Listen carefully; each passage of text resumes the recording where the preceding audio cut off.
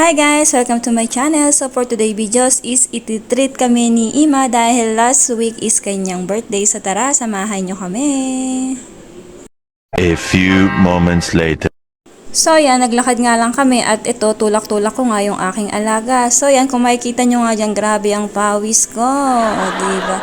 So yan, kung makikita nyo rin naman dito, itong mga punong to is yan is refoglinide. So nag-uumpisa na siyang mamunga. O diba? Priyan. Wow. Pag gusto nyo, pwede kayo dyan manguha. Char.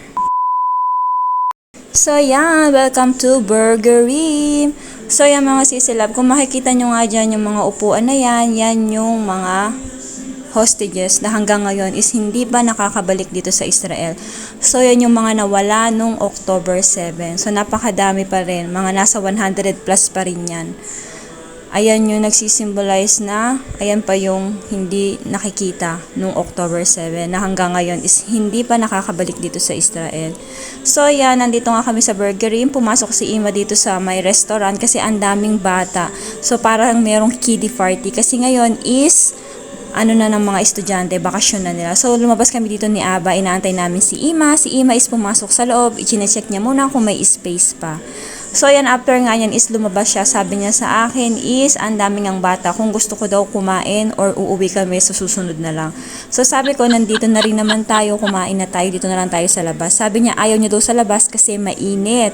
So, titignan niya kung may pwesto pa dun sa loob. So, sabi niya, tara, pasok tayo. So yan, nakapasok na nga kami at may kita nyo napakadaming bata. So parang may kiddie party siya. So kasi nga is bakasyon na ng mga estudyante kaya ang daming bata ngayon.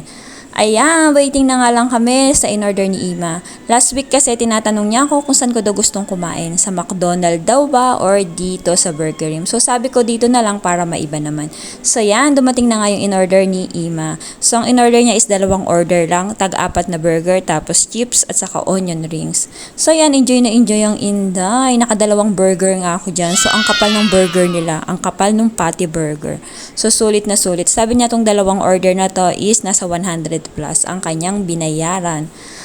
So, yan, sulit ang tulak ni Inday. O, diba, busog na busog ako dyan mga sisilab. So, medyo matagal nga lang talagang pakainin si Aba kasi nga hindi na siya nakain mag-isa. So, sinusubuan ko siya dyan. A few moments later. So, yan, 9 PM na nga kami nakauwi. O, diba, sulit na sulit yung kinain ni Inday na 2 burger at saka chips at saka onion rings, char. So, yan mga sisilab, alam nyo ba yung kagandahan dito sa Israel is hindi mo mapipil na ikaw ay katulong or ikaw ay tagapag-alaga kasi ipaparamdam nila sa'yo na kapamilya ka.